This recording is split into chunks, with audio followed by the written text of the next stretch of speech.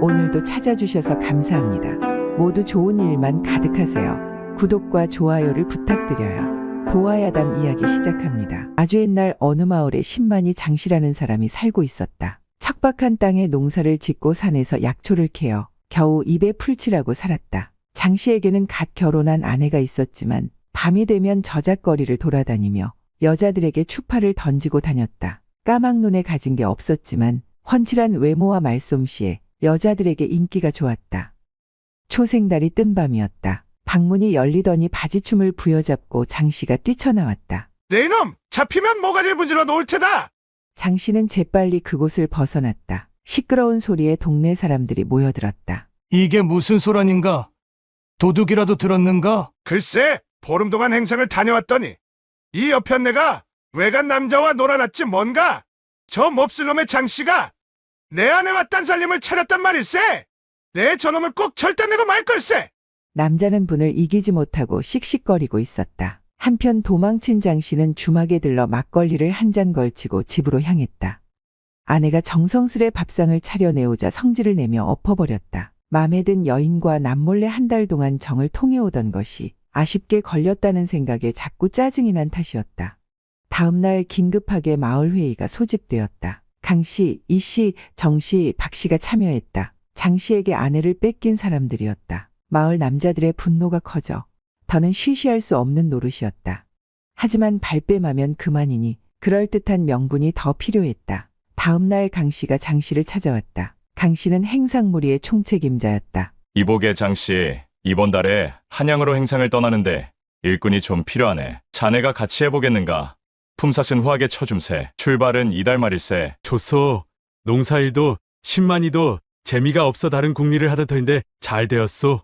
며칠 후 새벽동이 트기 전 장씨는 사람들과 무리를 지어 행상을 떠났다. 하루 종일 걸어 어느 주막에서 하루를 묵게 되었다. 피로도 풀 겸 행상무리들은 막걸리를 마시고 여독을 풀고 있었다. 행상무리들은 장씨를 격려하며 술을 자꾸 권했다. 이복에, 내일 자네 활약을 기대하고 있네. 내일 우리가 가는 집은 높은 세도가라네. 그 집 안방마님이 특별히 주문하신 물건을 아무 탈 없이 전해주기만 하면 되네. 자, 한잔하세. 기분이 좋아진 장씨는 주는 대로 받아먹고 잠이 들었고 아침에 동 틀 때까지 일어나지 못했다. 아침이 되자 장씨가 자고 있던 방이 벌컥 열렸다. 여보게, 큰일 났네. 빨리 일어나 보시게. 밤에 도둑 들어 귀한 인삼이 다 사라졌다네. 자네도 없어진 게 있나? 얼른 살펴보게나. 장씨가 자기 행상을 둘러보자 보찜이 풀려 있었다. 두 사람이 달려들어 살펴보니 세도가의 안방마님에게 전해야 될 물건이 없어졌다. 여보게, 큰일 났네. 전해야 할 날짜에 그 물건을 전달하지 합하면 우리 상단은 물론이고 분명 자네 목도 날아갈 걸세. 자네도 다른 행상이 서역국에서 구한 귀한 미란을 잃어버려 크게 경을 쳤다네. 서 도망가게. 상단 어르신이 가만두지 않을 걸세. 그리고 다시는 고향 마을에 나타나지 말게나. 장씨는 그 길로 도망을 쳤다. 불이 나게 도망치는 뒷모습을 행상무리가 두 눈을 부릅뜨고 지켜보고 서 있었다. 저 놈을 저렇게 순순히 보내도 될까요? 이 산에는 호랑이가 나타나는 험한 산이니 호랑이 밥이 될 테지. 장씨는 한순간에 죄인이 되어 떠도는 자신의 운명이 서러웠다. 혹시라도 자신을 아는 사람이 나타날까 걱정이 된 장씨는 낮에는 산속에 숨어 지내다가 날이 어두워지면 마을로 내려와 먹을 거리를 찾아다녔다. 며칠을 굶고 나서야 집에 두고 온 아내도 고향도 그리워졌다. 다시는 방탕한 삶을 살지 않겠다고 결심했다. 그러던 어느 날 산속에서 작은 암자를 발견했다. 어디선가 맛있는 음식 냄새가 진동했고 곧장 달려가니 음식이 가득했다. 정신없이 먹고 앉았는데 누군가 뒤통수를 후려 갈겼다. 뒤돌아보니 웬 노승이 긴 막대기를 들고 서 있었다. 웬 놈인데 주인 허락도 없이 남의 부엌에서 도둑질이냐? 살려주십시오. 행상을 가다 도둑들을 만나 물건도 다 뺏기고 겨우 목숨만 건졌습니다. 산속에서 길을 잃어 여러 날 헤매다 정신이 어지라던 차에 음식 냄새가 진동하여 그만 잘못을 저질렀습니다.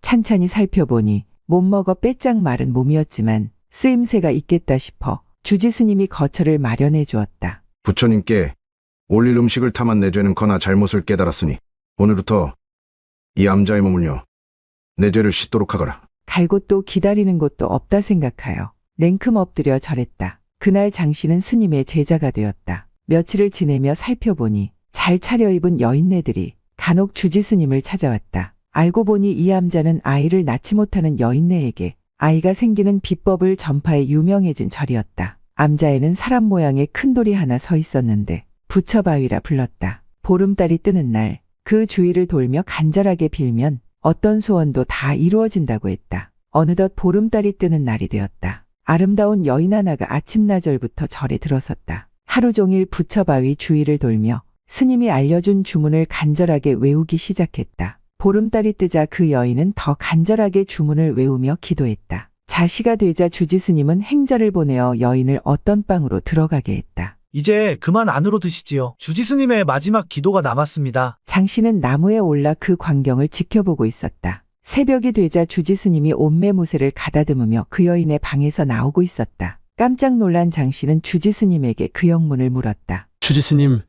어찌하여 손님 방에서 나오시는 겁니까? 이 여인들이 여기를 왜 오는지 진짜 이유를 모르겠느냐? 그거야 후손을 낳기 위해서 아닙니까? 후손이 귀한 집안이지만 자손을 가질 수 없는 지아비를 가진 사대부 여인들이니라. 아이를 갖지 못하는 죄는 아녀자에게만 모르니 여기를 찾아오는 것이지. 나도 이젠 나이가 들어 젊은 너를 후임자로 삼은 것이다. 장 씨는 그제서야 오갈데 없는 자신을 제자로 삼은 주지 스님의 진짜 이유를 알게 되었다. 그 이후로 주지 스님에게 특별한 비법을 배우고 글을 배웠다. 그 비법이라는 것이 참으로 달콤하고 즐거운 것이었다. 꽤 먼 길이었지만 암자를 찾는 여인네들을 절까지 길을 안내하는 것이 그 첫 번째요. 몇 끼마다 맛있는 과일이며 닭고기를 실컷 먹으니 어느새 근육이 붙어 수많은 여인을 후렸던 그 시절 몸으로 돌아와 있었다. 주지 스님이 젊은 사대부 여인과 정분이나 급하게 절을 떠나게 되었고 장 씨가 작은 암자의 주지 스님이 되었다. 장 씨의 탁월한 능력으로 부처바위는 더 유명해져 여인들의 발길이 끊기지 않았고 그 소문은 왕비의 귀에까지 들어가게 되었다. 왕과 왕비는 금술이 좋았지만 후손이 없었다. 그런데 후궁 의품계 중 가장 낮은 수건이 태기를 보이니 왕은 수건과 보내는 시간이 많아졌고 왕비에게 소홀해졌으니 마음이 급할 수밖에 없었다. 조정의 대신들까지 중전을 몰아 세우고 있었다. 전하, 아직 중전마마에게 후사가 없으니 왕실의 번영과 안녕을 지키지 못할까 큰 걱정이 옵니다. 후궁을 하루 빨리 들이시어 왕실을 강건히 하시옵소서. 왕비는 마음이 조급해졌다. 며칠 후 상궁이 급히 들어오더니 중전의 귀에 속삭였다. 다음 날 어떤 여인이 하인 둘을 데리고 암자를 찾았다. 그리고 새벽 기도를 마치고 암자를 떠났다. 그로부터 3개월 후 왕비에게 태기가 있었다. 이듬해 왕자가 태어났고 3년이 지났다. 왕자가 호기심에 감을 따려다 돌에 걸려 넘어졌는데 일어나질 못했다. 온몸은 멍투성이고 무릎에 피가 난 곳은 쉽게 낫질 않았다. 궁중의 어이도 치유법을 알지 못했다. 중전은 임금에게 부탁했다. 전하, 범오산 작은 암자 뒷산에만 나는 용한 약재가 있다고 합니다. 혹 그 약재를 구해오면 나을 수 있을지 모릅니다. 그 약재를 잘 다루는 도승도 계시다 하니 같이 모셔오는 게 어떨는지요. 중전, 그게 정말이오? 내 얼른 그 도승을 모셔오도록 하겠소. 임금은 왕비의 말을 들어 도승을 궁궐로 데려왔다. 그가 장씨였다. 장씨는 가져온 약재에 특별한 조제약을 몰래 넣어 왕자에게 먹이고 인시까지 기도를 했다. 아침이 밝자 세자가 정신을 차리고 일어나 앉았다. 임금과 중전은 크게 기뻐하고 장씨에게 큰 상을 내렸다. 왕자가 아플 때마다 도승이 낫게 해주니 임금은 더 크게 신뢰하였고 별궁의 거처를 만들어 주었다. 장씨가 세자를 치료하고 궁궐 안에 연못을 거닐고 있는데 시녀 하나가 나타나 쪽지를 건네주고 급히 자리를 떠났다. 쪽지를 펼쳐본 장씨는 씩 웃었다. 별궁에 도착한 장씨가 방에서 기다리자 어떤 여인이 다가오더니 뒤에서 꼬우가 났다. 중전이었다. 그동안 잘 지내셨는지요? 장씨는 뒤돌아 방긋 웃으며 여인의 두 손을 잡았다. 미리 전가를 주시지 않으셨다면 그 약초를 미리 준비하지 못하였을 것입니다. 근데 어찌 아시고 전가를 보내셨습니까? 궁궐 생활이 오래되었지만 왕실에서 이러한 증상을 가진 병은 한 번도 보지 못하였답니다. 그래서 짐작했지요. 가족의 유전병은 아닐지.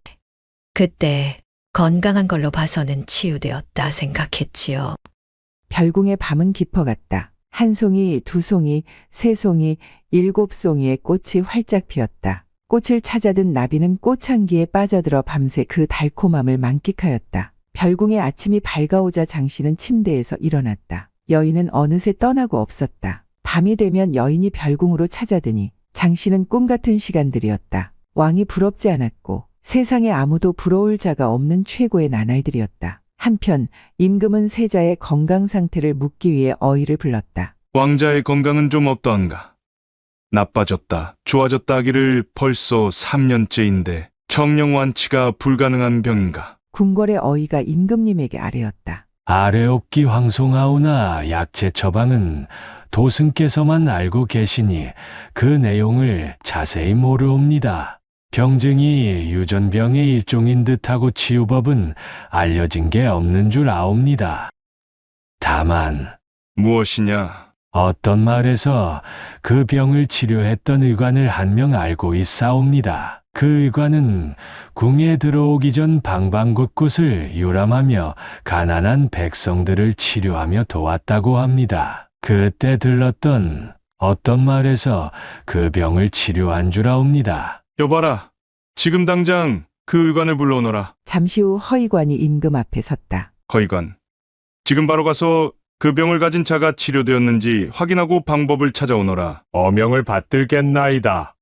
허의관은 일행 하나를 데리고 장씨가 살던 마을에 도착했다. 허의관이 마을 어귀에 들어서자 오랜 세월 바뀌어버린 마을 모습에 어리둥절하였다. 마침 짐을 지고 지나가던 행상들에게 물었다. 이보시오.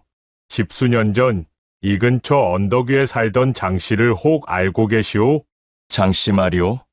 언덕 위에 살던 장씨는 이미 오래전에 죽었소. 산사태가 나는 바람에 언덕도 사라졌다오. 그러고 보니 정씨에게 아들이 하나 있었소. 지금 어디에 살고 있는지 아시오?